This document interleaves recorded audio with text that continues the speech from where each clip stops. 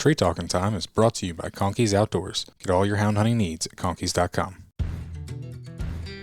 Welcome to Tree Talking Time, where we talk all things tree dogs, from the smallest feists to the largest hounds, treating squirrels to bears and everything in between. And from time to time, we might even run a little fast game.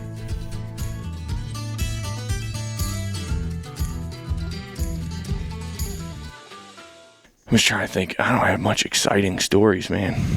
In the coon world, like Coon, lion, whatever. in the hunting world, I guess most of my cool stories are elk camp and Chip throwing healers down after grizzly bears. You know, because that's kind of how where the story goes from hounds to packing mules, elk hunting in the backcountry, getting some cow dogs. Garden elk camp from grizzly bears just south of Yellowstone National Park.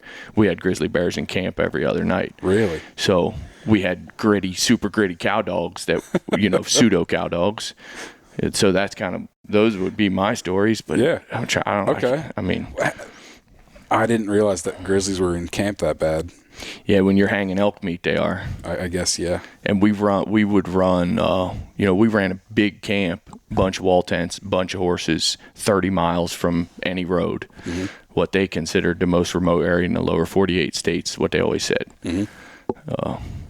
So, yeah, we'd get a bear come in camp. We had electric fence around it, and you'd be sleeping and hear a grizzly bear out there trying to get in that electric fence. Jeez. And then all the guides would jump up and cut them healer dogs loose, and they'd be spinning circles around the grizzly bear, nipping at them. Why healers and not something else? Healers are tougher. Okay. Now and I've had my share of healers, and now I don't believe you could find one that's worth a crap, to be honest. Yeah. They're all kind of Frisbee dogs and apartment living dogs, and yeah, my neighbor does that.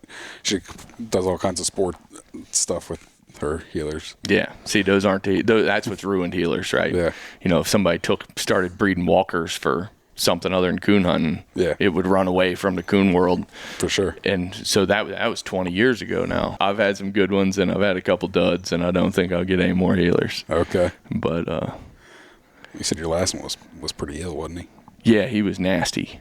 He come out of Oklahoma and supposedly a working dog, but wasn't much of a working dog. Gotcha. More of a fighting dog.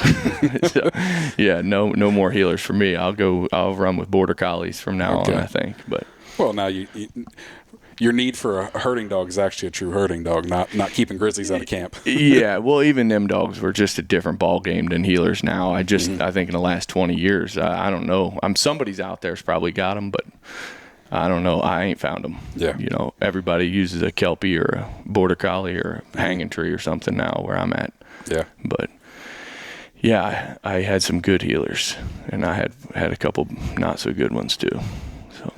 So why don't you introduce yourself? Cody Johnson. We're here. Your parents live pretty close to me. Yep. And so you grew up right around here, and then right after high school, you said you left and went west, right? That's correct. Yep. Grew up with beagles. My uncle had some coon hounds. Yep. Did a little bit of that. A lot of rabbit hunting. Your uncle's been mentioned on this podcast a few times, and we're going to do it again. Come on, Jeff. Yeah, you got to get him on. I tried to sneak him in for you today, but he wasn't having it. Yep. Coon hunted with him last night. That was fun. Good. He's got a nice plot dog, real nice dog. Hunts in the briars. A little different than where I'm at hunting. Briars, mosquitoes, cobwebs. Humidity. Man, I just couldn't believe the dew last night. By 10 o'clock, you were soaking wet, Yep. Where I'm at, it's not like that. So you left here. Where'd you go after when you left here? I left here, went to western Montana. Ran around out there for a little bit. Started guiding hunts, fly fishermen, elk hunters, a few mule deer hunts. Ended up in Pinedale, Wyoming for a while, a few years there. Okay. Packing mules, guiding backcountry hunts. Nice. It's pretty sweet. Yeah, it was awesome. Told a lot of lies about where I was from since I'm originally from Maryland. You didn't want to tell people you're from Maryland? No. Some guy pays $7 or $8 to go on an elk hunt. He don't want to hear his guide's a 19-year-old kid from Maryland. No, so. Not at all. Yeah. But no, it worked out good. Did that for a number of years. And then a buddy of mine called from South Dakota one day and said, "You want a job on a buffalo ranch?" And so, yeah, I took it. Okay. And been in South Dakota for, I don't know, 11 years at this particular job. Nice. On a ranch, yeah. So, yeah. Buffalo, that's a little different. Yeah, I don't mess with buffalo anymore, but that's Okay. kind of how I got into the South Dakota ranching. Gotcha. So, yeah, now it's just beef cows. I'm sure that's a lot easier than buffalo. Yeah, they're not trying to kill you. Yeah. But the guy that got me that job, I had guided with, super cool guy, and he had Catahoulas. Okay. And I was impressed with Catahoulas. And he used them on buffalo. And That's he pretty decoyed intense. coyotes. Yeah, it was pretty sweet. So and he talked to them like they were a person. You know, it wasn't like a dog. And I thought, man, I'd like to have a dog like that one So day. that kind of got you interested in the cur dogs, huh?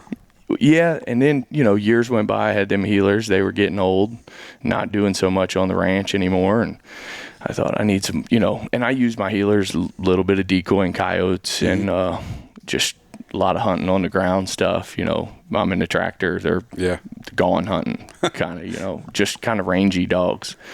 And that's what I wanted. I wanted something I could use on the ranch, something potentially could hunt, maybe decoy some coyotes. Okay. So I was telling my uncle about this, Uncle Jeff. Yeah. And he said, "Oh, you need a mountain cur." And I'm like, "I never heard of no mountain cur." He's like, "Yeah, they coon hunt with them and decoy coyotes and work cattle. They can do everything." And I thought, maybe I'll look into it. And he goes, "I bet you could even catch a lion with a cur dog." I thought, no way, a ranch dog you catch a lion with? Yeah. So I went down a rabbit hole. It took me 2 or 3 years to really buckle down and say, all right, this is what I'm getting, you know. And then a friend of a friend had some Kemmer dogs. My buddy put me in touch with him, and he took me out just running dogs. I don't know what we were hunting. I don't know if he knew we were hunting. Just some coyote dogs that he'd catch some bobcats with now. And I knew enough by then to know if you're catching bobcats, you got something, you know. And they're not good like Walker dogs or blue ticks or something like that as far as bobcat dogs go, but they listen like a ranch dog, smart like a heeler or border collie. So I got a pup from him, and it started coming along. And then his stepdad, Mel Utter, out of northwestern South Dakota, Sage Creek Kennels. He called with another litter and was going to give me another pup. Nice. So I was like, well, I got one, but might as well have two. Might as well. So yeah, that's how I got into Kemmer dogs. And the second one I got, he's a nice dog too. Not super cold nosed, but he's fast.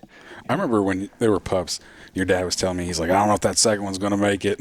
I almost gave him away. Because he wasn't quite as quick starting as your first one, was he? No, I got spoiled. The first one was treating coons. And, everybody says, oh, I got a dog treating coons at 6 months. And I think most of them are probably BSing, but I treated coons at 6 months old with that dog. Now, the second one I got was a year old before he was really doing his own thing. And I hunted a lot and still do, but I hunted a lot, solo hunting them. Well, and then just like you said, you're on the ranch and kick your dogs out and let them go hunt. That's it. Throw collars on. I'm in the tractor. Sometimes they're right next to me. Sometimes they're a mile away. Yeah. Sometimes they see a tumbleweed a mile away and they're just going to go check it out, And that leads to one thing goes to another, and next thing you know, they got a feral cat treat or something. Something out there. Yeah, something going on. So that's kind of how it all started. And, once I got into it, then I got, I wanted all-around dogs, can do everything. But once I started catching some game, then I wanted bobcat dogs. So I don't know if I'll have a whole pack of Kemmers forever. Yeah. I definitely won't, actually. But, man, I like them too. I like them too a bunch. I think you give up a little bit. When you want the generalist, you give a little bit of the specialties up. But at the same point, there's something to be said about the generalist that can do a little bit of everything. I know you've worked cows with your Kemmers, which is not super common, especially even in Kemmers. Right. And I backed off on some of that because now that I got a pair of, somewhat lion dogs, you hate to get a lion dog killed by a cow, and they're a little rough on cows. But it is handy if something's out, you get a cow out or a bull out in a rough pasture and don't know where he's at.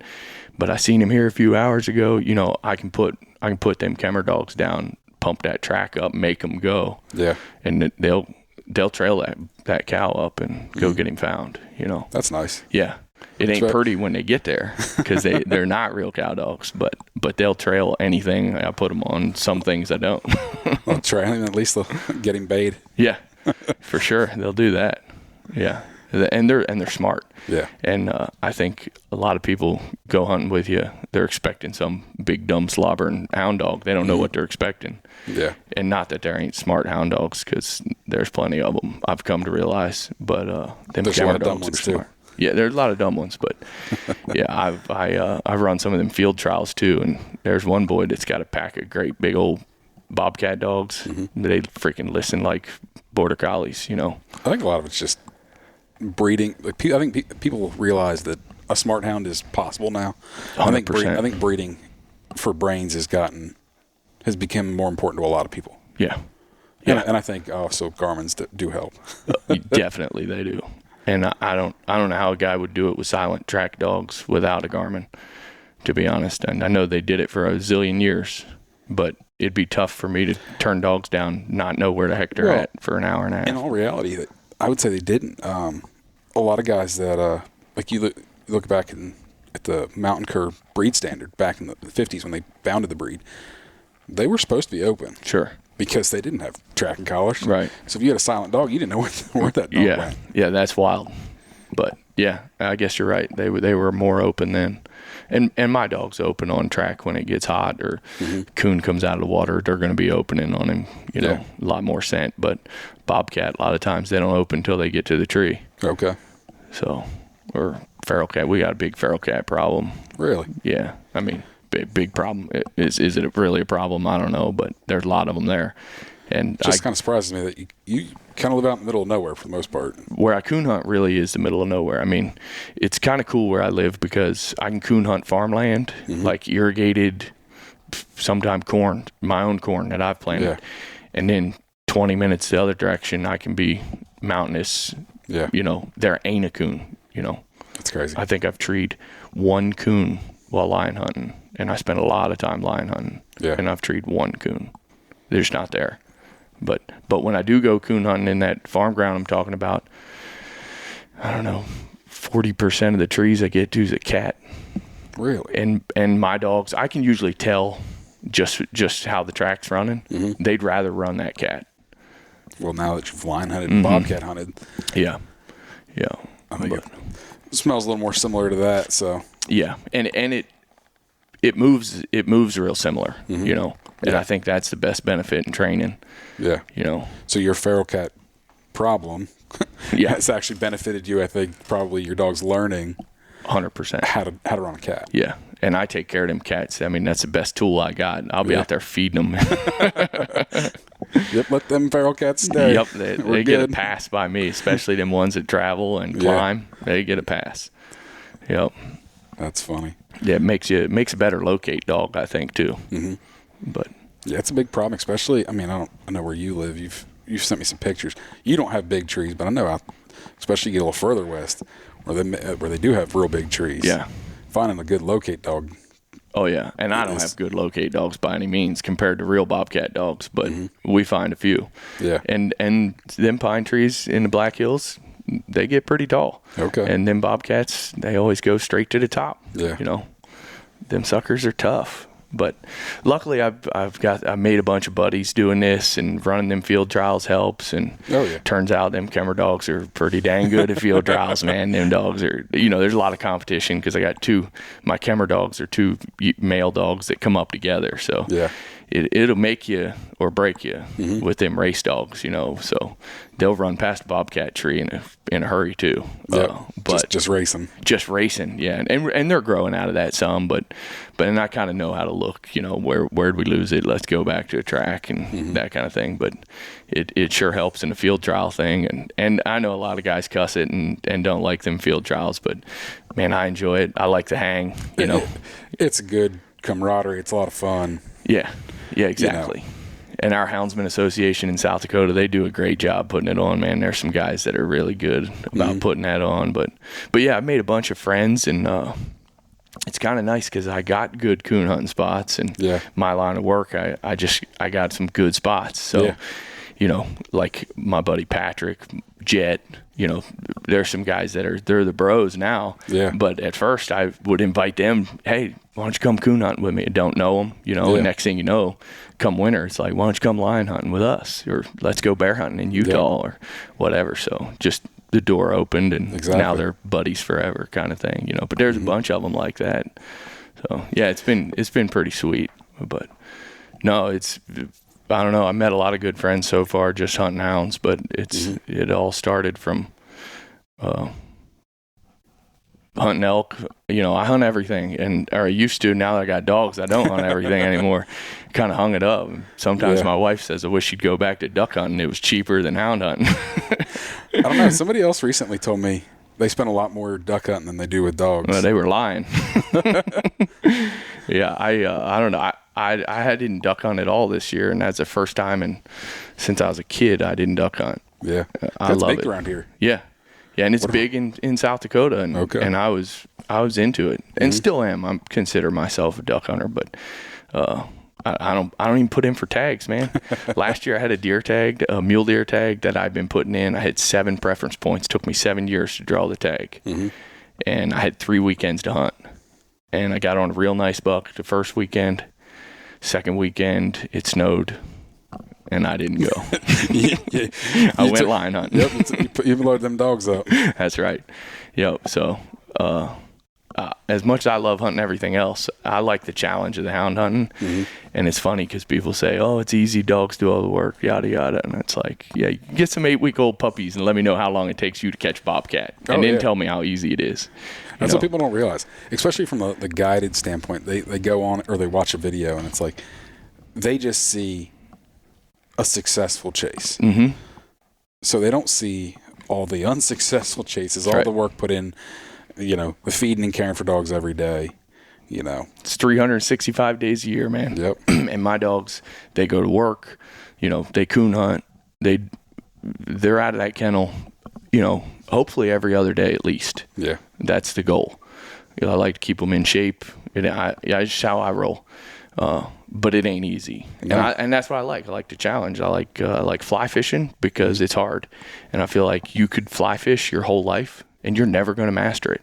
That's the way I'm learning this hound dog thing goes. Yeah. You do it your whole life and you might get good at it, but you'll never master it. Well, and that's, like you said, you might get good at it and you might have a pack of dogs that are good at it. And then all of a sudden you lose one dog and your pack falls apart. That's right. Anything could happen. Conditions change, where you don't have near as many bobcat or near as many lions to chase. You get a dry winter. Yeah. I mean, them guys down south would tell you that's, not how it works. Arizona, New Mexico guys. Yeah, but their dogs, if you took their dogs up to Montana and tried to dump them in the snow, their dogs would stand on their head. Maybe. I guess I don't know. I'm just saying, it's like, if your dogs aren't used to that, it takes time. Yeah. There's very few people that can just go anywhere and be successful like that. It takes time. Yeah. Yeah. Definitely. You might get lucky here and there, but I'm just saying. Which is pretty much how I do it every time. A lot of luck involved. A lot of time. Yeah. You get lucky. The more time you spend, the luckier you get.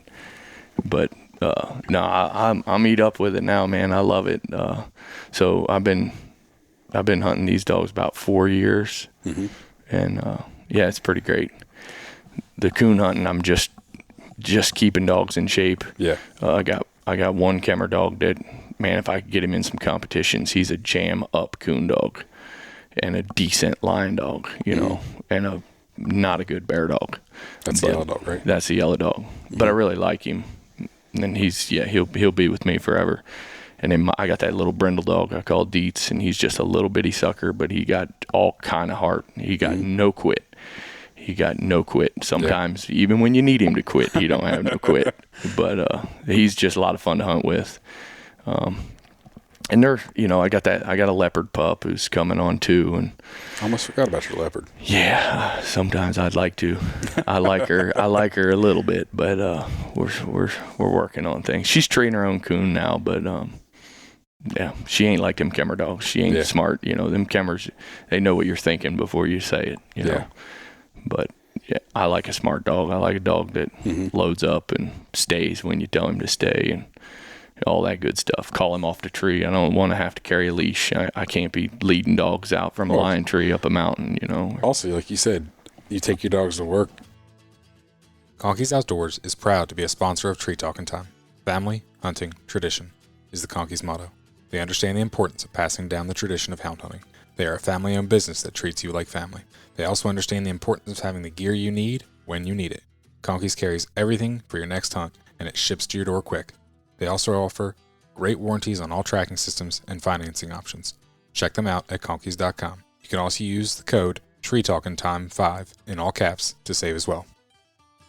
So you're not carrying leashes around? Yeah. No, there's none of that. But yeah, they're riding a tractor and ride on a flatbed pickup and ride through the cows. And which honestly, I think riding through cows and hunting coons and cows, I think that breaks them off of stuff too. I think, you know, I don't know if there's any truth to it, but I had a friend and he told me this and he said it worked for him. He said, and I don't know who told him, he said, get a billy goat. It'll deer break your dogs. Yep. So like he had like a dog yard. He got this goat, turned the goat loose.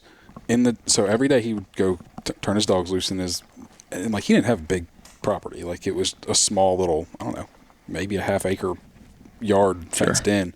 But he'd open his kennels up and dogs could run loose. And but he said that goat, he goes basically because goat was mean than dogs if they got close to it, and so they basically learned to leave it alone. I believe it. That makes a lot of sense to me. And he said it worked. He goes, I haven't had a deer problem since, especially with young dogs that have never seen a deer. He goes, but I've never had a deer chase because But he goes, they get beat up by that goat at home. I believe it 100%. I think same thing with antelope too. You know, my dogs just never. They don't look at them. Elk, you know.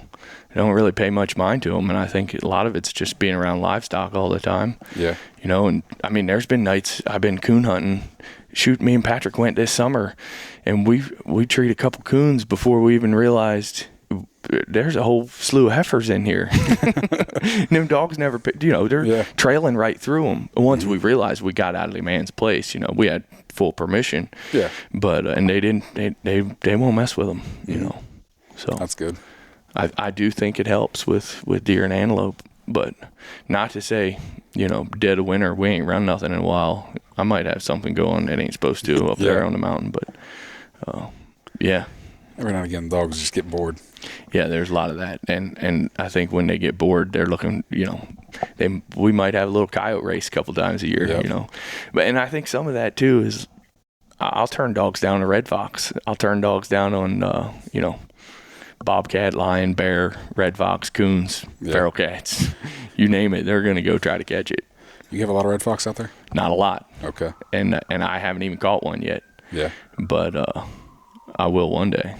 I still, my problem is you know, every race I've had has been kind of on that farm ground stuff and irrigation canals, and they get onto some property I don't necessarily have permission on, so I tone them back. Yeah. And otherwise they would catch them, you know, because I know they're burning them up, and we're right there close, but they just get somewhere where I can't be, or probably could be, just ain't got permission, because most people are real good about letting you coon hunt in that area because there's nothing, you know, nobody even hardly lives there. It's just farm ground, you know, hay fields and corn and that kind of thing. So you tell guys you're coon hunting, most of them say, yeah, don't pull your dogs if they cross the fence. You know, so that's nice. But yeah, I try to obey, you know, that kind of stuff, because I work alongside these people. So yeah, I wish the same was around here, but everyone's afraid you're going to run their deer off. Yeah, which is crazy, because I've turned coon dogs down in a 200-acre cornfield, right? And 300 deer come out the backside of that cornfield, and then I might go make another drop and then come back, all them deer move back in. I mean, it's so crazy. Well, and as coon hunters, we all know that. But it's trying to convince the deer hunters of that sometimes. Yeah. They're like, you're going to chase my deer. And I'm like, if my dog's chasing your deer, guess what? I'm burning him. Right. Like, yeah. I'm not in the business of chasing deer. Right. And I get it if it's dead middle of deer season, November. Yeah. I get it. You know, I ain't going to go mess nobody up, but man, if it's July, come on. Yeah, exactly. Now, I'm lucky. I've got a few places that'll let me hunt, and that's their thing is like right there during deer season they ask me to stay out. I'll stay in the, and that's typically like the gun season. So like 2 or 3 weeks, okay. Yeah, absolutely. We've got a 2-week season. They want me to stay out a week ahead. Not a problem. Yeah. If you let me hunt the rest of the year, yeah, I'm happy. Exactly. To stay out for that 3 weeks. Yeah. Yeah, most guys where I'm at, they'd get angry if you didn't kill the coons, so stay, like you say, stay out during deer season, respect the rules. Yep. Yeah, most people are pretty good. Mm-hmm. Them Kemmer dogs, there's a lot of woven wire fence. Okay. It'd be like 2 strands of barb on top of woven wire fence, and them Kemmer dogs have learned to just jump right over it now. So I got to keep a close eye on, on that, because they'll go. And a lot of them, everybody says they hunt close, and I think it all depends on where you're at, because I've hunted with some hound dogs that hunt closer than my Kemmers, And I think your dogs have learned to range just because they're allowed to. Right. Yeah. And like we were talking before we started this, my dogs hunt close because I keep them reined in, because where I live right here, I hunt small spots. Yeah. I was telling somebody that the other day, and I was like, the one place I hunt, if there's 20 acres of woods there, I'd be surprised. Now, there's some fields around it, but it kind of like weaves in between some fields. Sure. I'm like, there's not much woods. Yeah. So I'm like, I get a dog that ranges 1,000 yards. Guess what? He's way out of what I'm turning him loose in. Yeah. Now, do you walk a lot? Do you have to? Yeah. Yeah. That's how mine are. They're checking in so much. I'm walking. I keep mine reined in, and I walk them. Yeah. If I lived somewhere that I didn't have to do that, sure, I'd love to dump them and let them go and ride a side by side around the block and, to the other side. But you're not doing that here. Yeah. Well, and I try to, I got a 4-wheeler with a rack on the back for the dogs to ride on, but I try not to if I'm coon hunting. Mm-hmm. My dad always says boot leather is what makes dog. Yeah. So try to stay off the 4-wheeler as much as I can, unless I'm exercising. And it's kind of wild. There's a lot of irrigation canals, which just big ditch that runs for miles in every direction. Mm-hmm. And big grid. Yeah, basically a big grid. And there'll be like 2-track roads down along them, and them coons will lay up in them irrigation canals where there's not a lot of water. There'll be 6-foot reeds. Okay. And them coons are cool down in them ditches. So if I'm out there checking cows, whatever it is, putting out salt, them dogs are running them irrigation canals, and they come up with their fair share in the middle of the day, which is kind of neat. But the coon hunting there is different than the coon hunting I did as a kid or did last night with Uncle Jeff. Here, thick, just nasty. It's like hunting in a jungle here compared to where I'm at. Meanwhile, you're treeing on the irrigation pipe or the fence post because there's no tree. Exactly. Yeah. Matter of fact, first night I met Patrick, we treed one on a fence post, and them cur dogs. You've sent me a few pictures. Yeah. They get rough with them, but those cur dogs are all grit, man. They're sweet as they can be around my kids, and I let them out of the kennel in the backyard, and they know to hang around, love on the girls. And the night before, it was just mass chaos. It's like crazy. Yep. But I guess they use them for hogs too. Yeah. A lot, so that's kind of in their nature. But which is another thing I'd love to do, just to check off the resume. I kind of want to make them as versatile as possible. Maybe if you would quit thinking that you can't come east. Yeah, well, you have this crazy idea in your head that you can only go west. You're not allowed to come east. No, that's a fact. That ain't just an idea. That's a fact, man. Yeah, I just prefer it. I don't know. And hey, nothing wrong with hunting back east, but the opportunities are endless west. Just endless, I hear you. I like national forest. I like not being told, one year you got permission, next year might not. Well, national forest, that ain't the case. Yeah. So I really like the public land, even though I'm on a ranch and what people here would consider a whole bunch of acreage. I don't hunt in the winter. I stop coon hunting come September, October. I don't hunt no private. Okay. It's just not worth my time, even if it's 5,000 acres. If somebody cuts a lion track, by the time I get there, he might be gone. He might not be on that 5,000 acres, and I'd rather go take my chance in the forest, And meanwhile, I'm telling you, I cut loose on 20 acres, and you're like, I don't cut loose on 5,000. Coon hunting's different. Yeah, coon hunting, I'd hunt with you on 20 acres. It's just funny. Yeah, I don't like toning dogs back. Obviously, sometimes you have to, and and I like to have a tone race if we have to, you know, and you're with some other guys. I say, let's have a tone race. First dog back wins. But for the most part, man, I want to be able to cut them loose and go. Hook up the long range and go. So, but that ain't always the case. Last year we treed 3 lions in one day, which is a freak thing. That ain't how it works, you know, and it'll never happen again in my lifetime, especially with the caliber dogs I run. But not one race, I don't think, was over 1,000 yards. Oh, wow. Yeah. And it was like boom, boom, boom, back to back to back. So that's pretty cool. That was a pretty cool day. But then, you know, a week later, you get one bobcat race, take you 11 miles, and you never catch him. Yeah. And you got a bunch of crippled dogs, you know, so running in that crusty snow. That's the way it is, though. But, yeah, no, I enjoy hunting them cur dogs. There's some things I like. There's some things I don't like about them. What would you improve? I don't want to offend nobody. If you get a long race and they come to a loss, they don't grind it out like I'd like to see them sometimes. And in my mind, I think I can fix that. I can keep walking. You know, I can get out there, especially in the snow. Yeah, I can get out there and walk, and it might end up I walk 8 miles. But sometimes it just don't happen. You know, and that's a bobcat more so. A lion, I expect them to stick in there. But I wish they'd grind out some of them hard tracks. And maybe that's on me. Maybe that's the line of dogs I got. Maybe there's some cur dogs that'll do it. But if I come to a loss after 4 miles of a race, I expect somebody to figure that out. And sometimes they're going to say, let me go check back in. You know, I don't like that.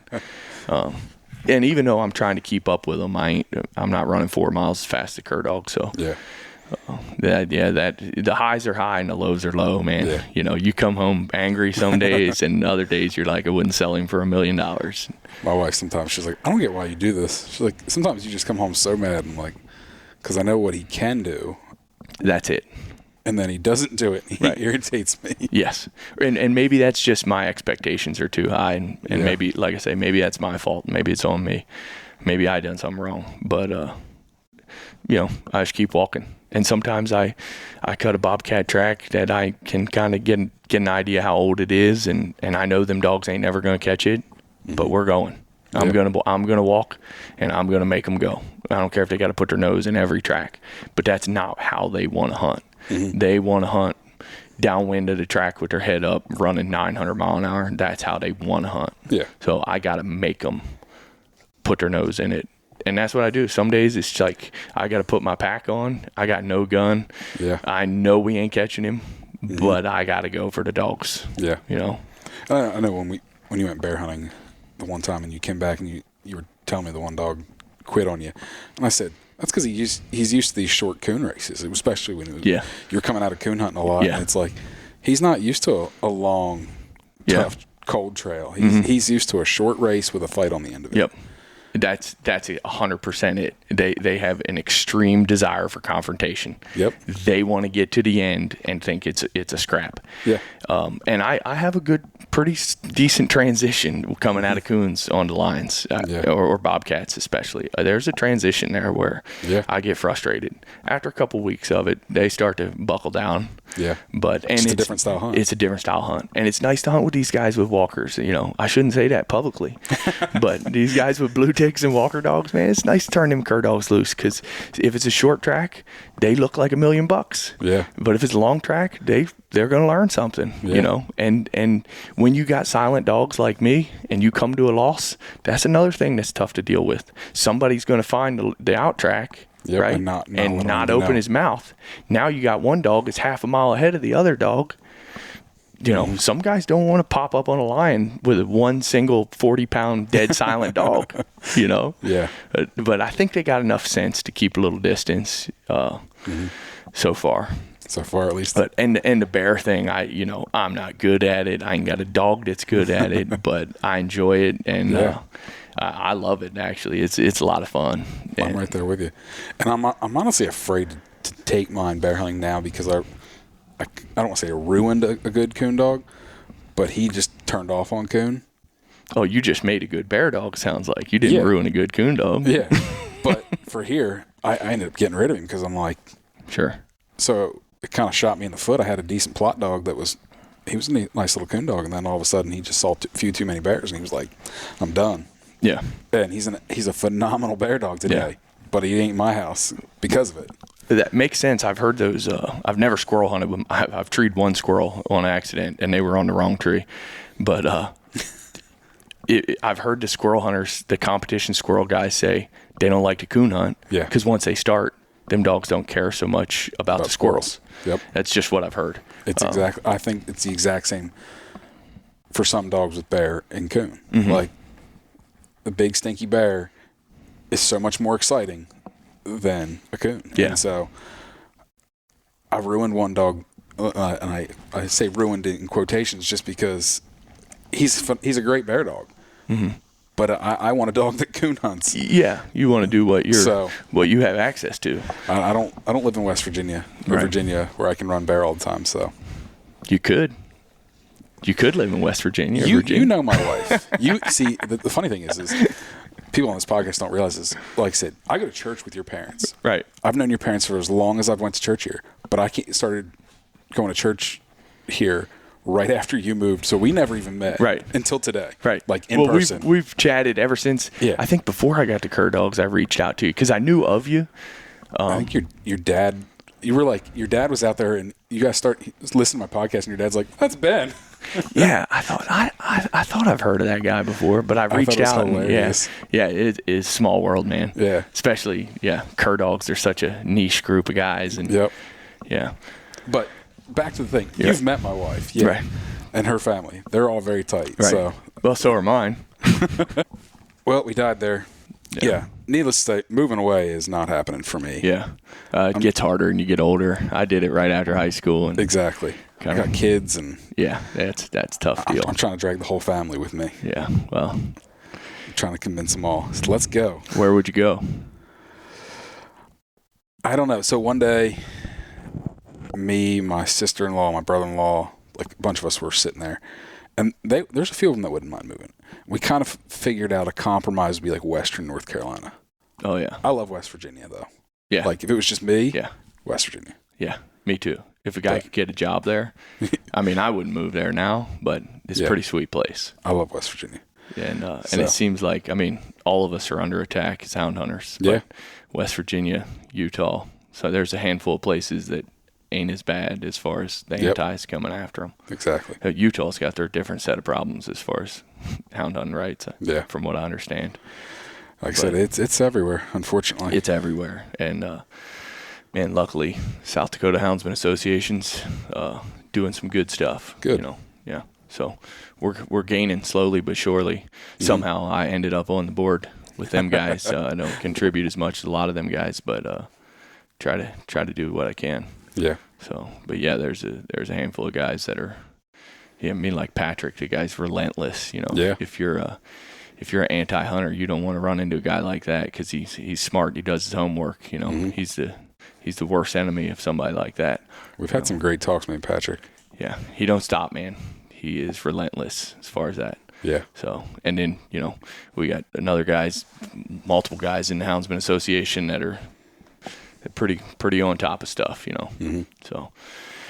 Yeah, we're gaining. We're getting more rights. It seems like Good. every couple of years we I know you get guys a are little trying to get alliance season in the Black Hills, right? Yeah, and they did expand on that, or they're looking to this year. It looks like they're going to expand a little bit, not as much as we'd like to see, but a little bit. And the rest of the state is pretty well open. Good. But the majority of our lions are in the Black Hills and Yeah. and bobcats too. But yeah, it's It ain't the best place to live for hound hunting, but it's pretty dang good. Good. It's easy to complain. Mm-hmm. For sure, always is. Yeah. Then you come back to the East Coast and it ain't so bad. Yeah. So, yeah. Well, I don't want to take up too much of your time. You're here visiting your family. Oh, you're good, man. So we'll wrap I'm this chilling. one up. But I really appreciate you sitting down with me, Cody. Yeah, man. You can find me on Facebook and Instagram at Tree Talking Media. And until next time, keep 'em talking in the timber.